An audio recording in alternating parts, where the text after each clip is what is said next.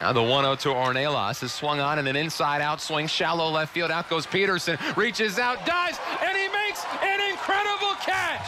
Oh my goodness! Flying through the air like Superman for out number 2.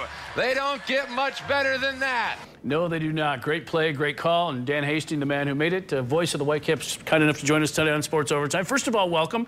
What a treat it was to watch him play here. I mean, I know we get a lot of turnover, but boy, he gave you a lot of opportunities to make some good calls this year, didn't he? You know, between Cole Peterson and Derek Hill, we've been on SportsCenter more than I think any other team in minor league baseball. Yeah. He was sensational, and he continued to make play after play after play like that. And, you know, there's always something nice about a walk-off home run, but a walk-off home run might not be a top 10 play. Right. But a great defensive play in the Midwest League is as good as a great defensive play in Major League Baseball. So we like Cole Peterson quite a bit. We miss him. And when he does that, it's double-edged sword. If you develop those guys, you lose them and they move on.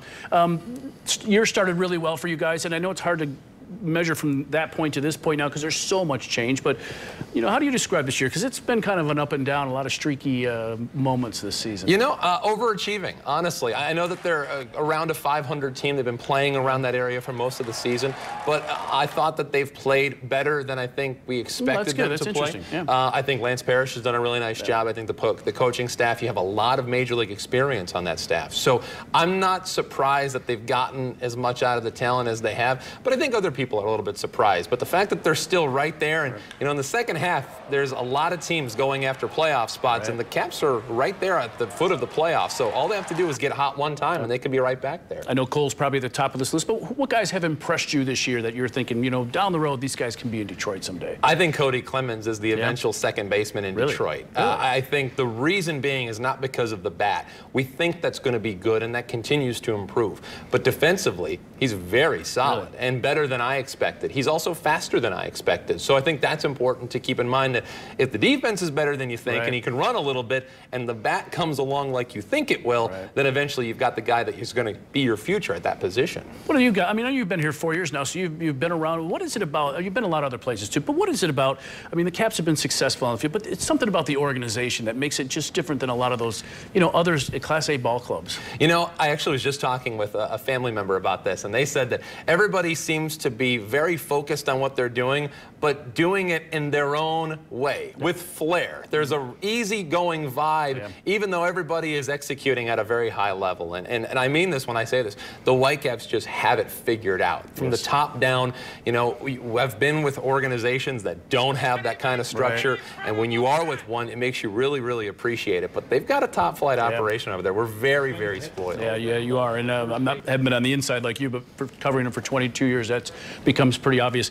You, like us, well, really anybody who was a baseball fan, grew up listening to Ernie Harwell. I know you're not close to my 54, so I had 40 years of listening to him, but he was instrumental to you, and you listened to, I know it was the later parts of his career, but he was very influential to you, wasn't he? Yeah, he was huge. He was everything to me. And growing up, you know, Ernie Harwell was the tiger for my mom, and that my mom was the person that got me hooked on baseball. So I remember going to Old Tiger Stadium and seeing Ernie walking the concourse and tugging at his coat and asking him to walk with me so I can introduce him to my mom of all people.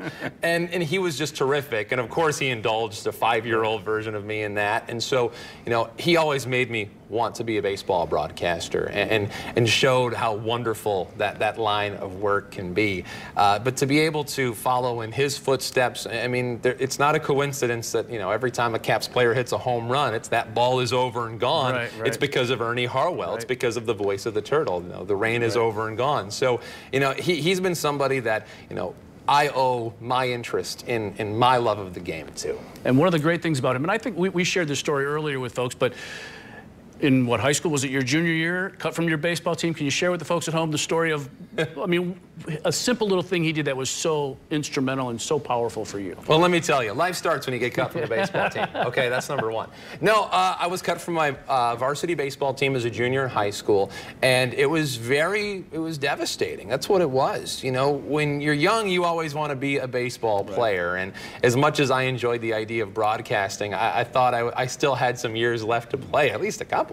And so I was in all hit, no glove, no run first baseman. I know that doesn't come as a shot, but I wanted to play, and I had made every team leading up to that point, didn't make it, and my mom ended up writing a letter without my knowledge to Ernie Harwell. He wrote back to me, again, not expecting that, and all of a sudden, you know, it's like going out to your mailbox, and all of a sudden you open it up and you have a letter from Tom Hanks. You know, that's what his impact has been on me. So to open that up, to see that, it was special, and it was just a couple of words of encouragement about how we might be a baseball broadcaster someday. But it was kind of the wheels to be put in motion on everything that's happened since. And he said, just keep on keeping on, even though there are a few setbacks. And in media, there are always going to be setbacks. Broadcasting and radio, it's a difficult animal to tackle. So it's been words that I've lived by ever since. Hope going down the stretch here that we can get this team, your current team, into the playoffs? I hope so. You know, 4 years running now, so if we can get them back in, that would be terrific. You know, I think they have the talent to do it, and I think they're going to continue to get more interesting pieces as we go along. So I think they have the chance to get in. The good news is that Bowling Green and Lansing at the top of the division continue to win, and they already got the playoff spots in the first half, so they're knocking everybody else down. And right now, the Whitecaps are sitting very close to a potential playoff spot. There's still a lot left to be decided. We certainly hope so. Hey, thanks for doing this tonight. We appreciate it. Good luck down the rest of the stretch, and keep your eyes on Cody Clemens via Dan Hasty. Thanks, Dan. Thanks, Figgy. Well, Dan